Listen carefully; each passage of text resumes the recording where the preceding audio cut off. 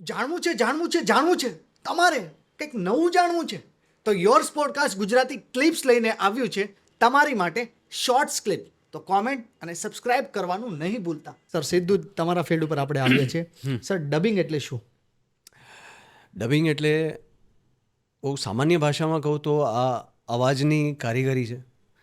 તો હવે અવાજની કારીગરી એ શબ્દ લઉં તો લોકોને એમ થશે કે પહેલાં તો આપ આરજે ક્યાં રેડિયો જોકી रेडियो नहीं, आरजे अलग वस्तु है. तो आप मिमिक्री करते हैं, अच्छा आवाज़ निकालते हैं, नहीं, मिमिक्री अलग क्राफ्ट છે.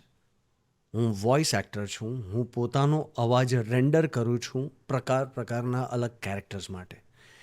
એ પછી લાઈવ એક્શન કેરેક્ટર હોઈ શકે જે English to Hindi film, south to Hindi film, અથવા એનિમેટેડ કેરેક્ટર હોઈ શકે.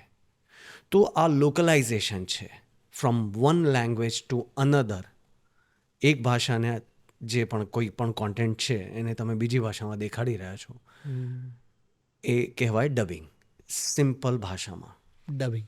આમ પ્રોસેસ જોવા જઈએ તો લાંબો છે, કેમ કે આ વિડીયો સમજો કે કોરિયન ભાષાનો છે. હવે કોરિયનમાંથી પહેલાં લખવામાં આવે, હિન્દીમાં ટ્રાન્સલેટ થાય. હું અત્યારે એક ભાષા પકડું, હિન્દી, આમ તો કંઈ પણ ભાષા થઈ શકે.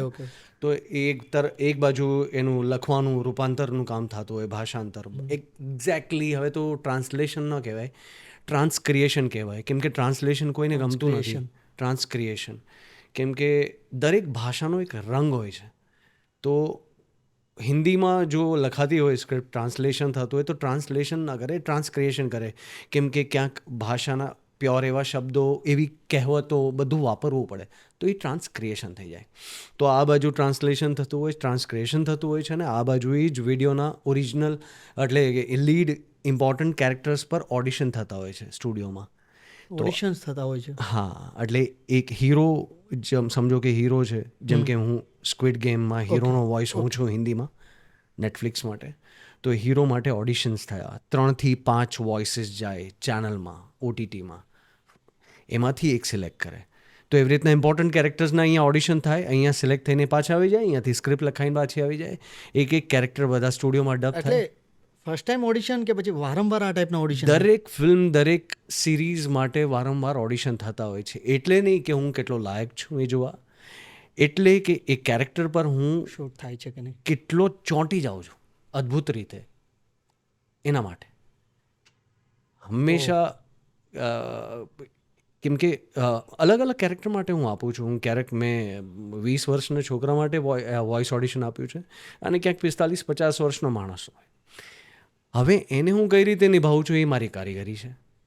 અને જે અપ્રૂવ કરનારાને એ ગળે ઉતરે છે કે નહીં એ મારી કલાકારી છે.